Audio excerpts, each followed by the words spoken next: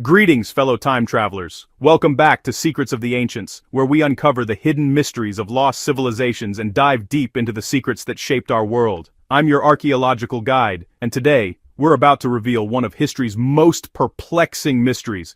How could humanity's first great civilization simply vanish into the desert sands? Picture this. 5,000 years ago, between two mighty rivers, a civilization so advanced rose to power that they literally invented writing itself. They built towering temples to the heavens, created the world's first cities, and established laws that would influence human society for millennia to come. But here's what will absolutely blow your mind. This incredible civilization, the Sumerians, mysteriously collapsed, leaving behind only ruins and clay tablets whispering their forgotten stories. What happened to these masters of the ancient world? What secrets lie buried beneath the Iraqi desert? And could their downfall hold warnings for our own civilization? Before we embark on this mind-bending journey through time, make sure to hit that subscribe button and ring the notification bell. Trust me, you don't want to miss the ancient mysteries we're about to unveil. Let's dive in. Now, here's the mystery that has baffled archaeologists for over a century. How does the world's most advanced civilization, the inventors of writing, mathematics, and urban planning, simply disappear? Think about it. While the rest of humanity was still living in primitive villages, the Sumerians were building multi-story ziggurats, developing complex irrigation systems, and trading across thousands of miles. But what recent excavations have revealed will shock you to your core. Let's start our journey at the very beginning, in a land called Mesopotamia. Close your eyes and imagine this with me. It's 10,000 years before Christ, and you're standing on the banks of two magnificent rivers, the Tigris and the Euphrates. The name Mesopotamia literally means the land between the rivers, and what happens here will change human history forever. Picture nomadic tribes, tired of following animal herds, watching these rivers flood year after year, depositing rich, dark soil perfect for growing crops. For the first time in human history, people made a revolutionary decision. Let's stay here. Let's build permanent homes. Let's create something that will last. And that's exactly what they did. Around 6,500 years before Christ, something extraordinary happened. These early settlers didn't just plant crops, they became engineers. They looked at the unpredictable floods and said, "We're going to control these mighty rivers." Imagine the audacity. They dug canals, built dams, created storage basins, technologies that didn't exist anywhere else on Earth. But here's what's absolutely fascinating. This wasn't just about growing food. This was about creating surplus. And surplus meant something revolutionary. Not everyone had to farm anymore. Some people could become craftsmen, others could become priests, some became builders, and yes, some became the world's first scribes. Fast forward to 4,000 years before Christ, and witness the birth of something humanity had never seen before: true cities. Uruk, Kish, Lagash, these weren't just large villages, these were urban centers with populations reaching 40,000 people. To put that in perspective, while these Sumerian cities bustled with tens of thousands of inhabitants, most of the world still lived in tiny settlements of maybe a few hundred people. Picture yourself walking through the streets of ancient Uruk at dawn. The sun rises over massive mud brick walls. Merchants are already setting up their market stalls, displaying copper tools, lapis lazuli jewelry from Afghanistan, and cedar wood from Lebanon. Priests in elaborate robes climb the steps of towering ziggurats, temples that seem to touch the sky itself. Workers dig new irrigation channels. Children play in the narrow alleys. And in the temple courtyards, something absolutely revolutionary is happening.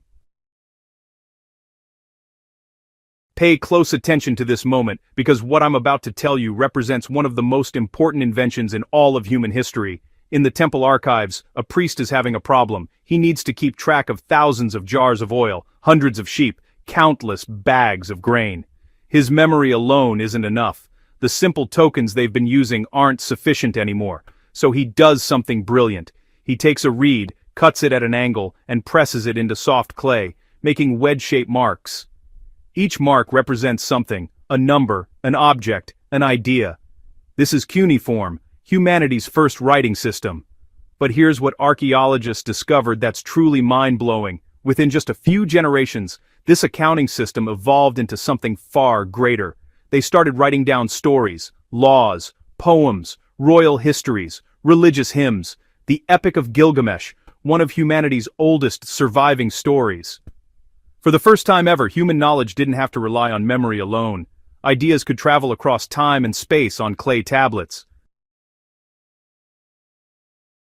Between 3,000 and 2,500 years before Christ, Sumer experienced what we now call its golden age, and trust me, it was absolutely spectacular. Each city-state became a mini-kingdom, an independent power with its own government, its own laws, its own patron, deity. At the top sat the Lugal, the great man, or the Ensi, the governor-priest who wielded both political and religious authority. The social structure was sophisticated and complex. At the very top, kings and high priests who communed directly with the gods. Below them, an educated class of scribes, the intellectuals of their time, managing everything from tax collection to astronomical observations. Then specialized artisans, goldsmiths crafting intricate jewelry with imported lapis lazuli, potters creating beautiful ceramics on the newly invented potter's wheel, weavers producing fine textiles that were traded across the ancient world. The majority were farmers, shepherds, and laborers who worked the fields and built the great irrigation works, and at the bottom, slaves, usually prisoners of war or people who couldn't pay their debts. But here's something fascinating about Sumerian society that surprised modern archaeologists. Women weren't completely powerless. Especially in the temples of Inanna, the goddess of love and war, women could become high priestesses, conducting sacred rituals, and even administering vast religious estates. Let me paint you a vivid picture of a typical day in ancient Ur, around 2,800 years before Christ. The market square buzzes with activity. There's no metallic money yet. People barter directly or use standardized weights of silver and barley as currency. A farmer exchanges his surplus wheat for a new bronze sickle. A merchant from distant lands offers precious cedar wood in return for Sumerian textiles. Children attend temple schools where they learn the complex art of cuneiform writing on clay tablets, practicing their wedge-shaped characters over and over until they're perfect. In the ziggurat complex, priests prepare for an important ceremony.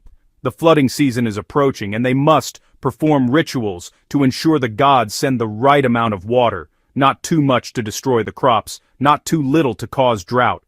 Craftsmen in workshops create cylinder seals, small carved stones that when rolled across wet clay, leave intricate designs. These seals act as signatures, personal identification, and symbols of authority, and towering over everything, the great ziggurat rises toward the heavens, its mud brick terraces climbing higher and higher, a physical connection between the earthly realm and the dwelling place of the gods.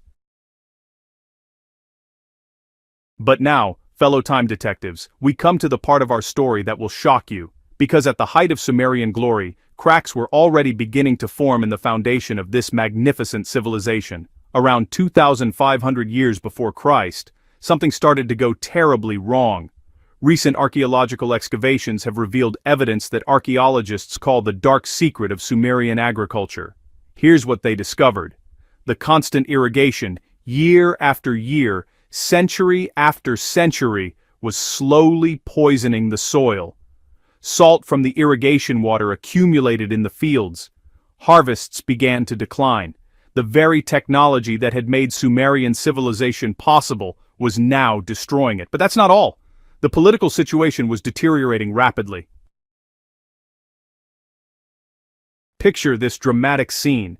The city of Lagash and its neighbor Umma, both desperate for water to irrigate their increasingly salty fields, go to war. Not just once, but repeatedly over generations. They fight for control of a single irrigation canal, a border area, a water source. King Eannatum of Lagash finally defeats Umma and commissions the famous Stele of the Vultures, a gruesome monument showing vultures picking at the bodies of defeated enemies. This is one of the earliest depictions of warfare in human history. But here's the truly tragic irony. While Sumerian cities fought each other, weakening themselves in endless conflicts, a new threat was rising in the north. Around 2,350 years before Christ, a remarkable man named Urukagina came to power in Lagash. What he did next was absolutely unprecedented. He looked at Sumerian society and saw something that horrified him: massive corruption. Temple priests were demanding enormous offerings and getting rich while common people starved. Judges were taking bribes. The wealthy were exploiting the poor without mercy. Debt slavery was destroying families. So Urukagina did something revolutionary. He issued history's first known social reforms. He limited the power of corrupt priests. He reformed the legal system to protect the poor. He reduced debts and freed debt slaves. He positioned himself as the protector of widows and orphans. These reforms, preserved on clay tablets discovered by archaeologists, represent one of the earliest attempts at social justice legislation in human history, preceding even the famous Code of Hammurabi by 600 years. But here's the tragic part. Urukagina's reforms came too late. The decline had already begun, and something even more catastrophic was about